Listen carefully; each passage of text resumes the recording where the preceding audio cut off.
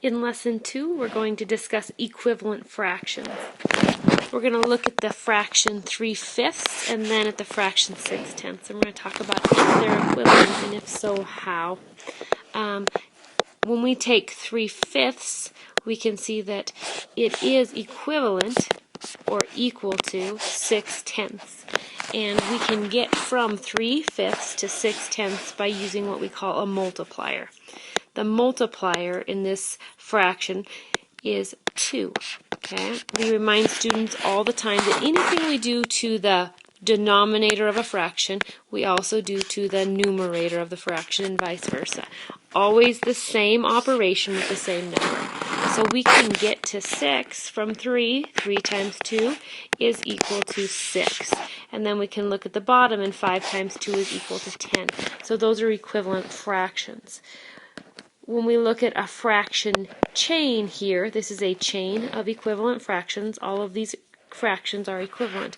We can look at 3/5 is our lowest fraction in this equivalent chain. And the reason it's the lowest is because it can't be 3/5. The numbers 3 and 5 cannot be divided by any number equally. So we need to look then at trying to find out what the multipliers are in the equivalent fraction chain. When we look at what a multiplier is, we think about how do we get from 5, I always start with the denominator, from 5 to 10. What's going to bring us what operation? Multiplication, obviously, because these are multipliers. So multiplying what number times the 5 is going to get us to 10. And I'm going to draw it on here, and we can see that the first one we already did, obviously, and it's times 2. So we have a multiplier of 2. Ooh, my screen's moving on me a little bit. So we have a multiplier of 2, because again, 3 times 2 equals 6, and 5 times 2 equals 10. And then we can go to the next fraction in the fraction chain and find out the same thing. What is the multiplier? And this one's times 3. We have an interesting 3 there. We have 3 times 3 equals 9, and then we have 3 times 5 equals 15.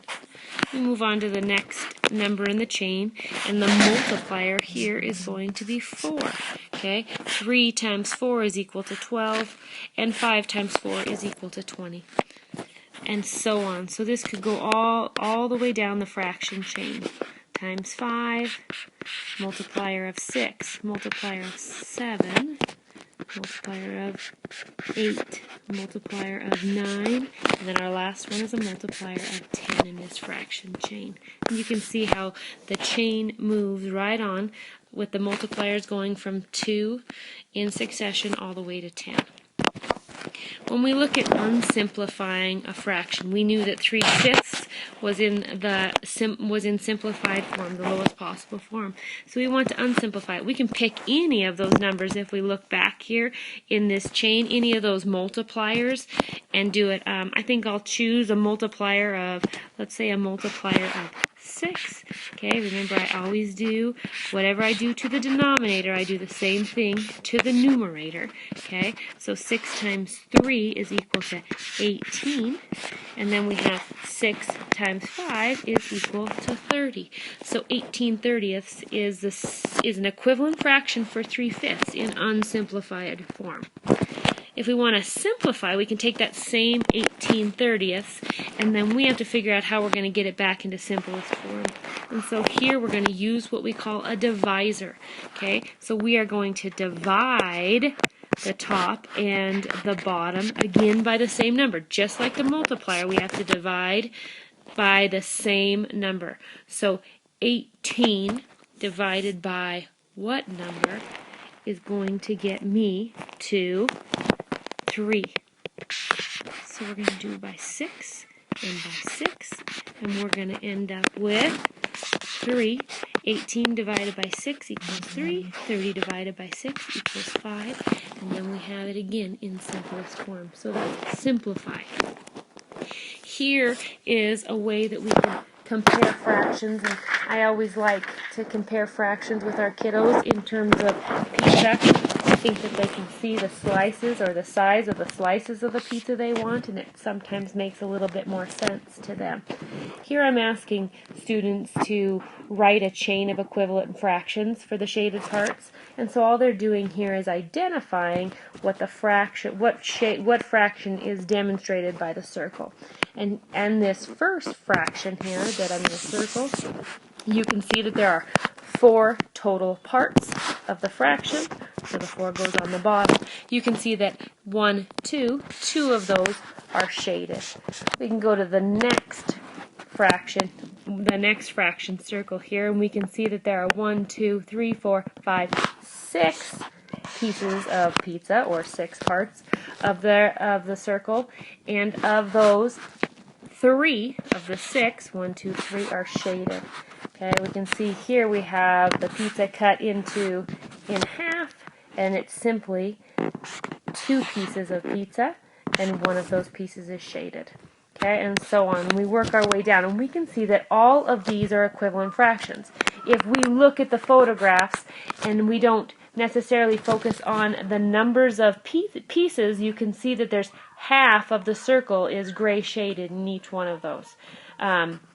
The other thing that we like to think of for students is the more tiny pieces, as you can see in this one here, the more pieces you have, the smaller those pieces become.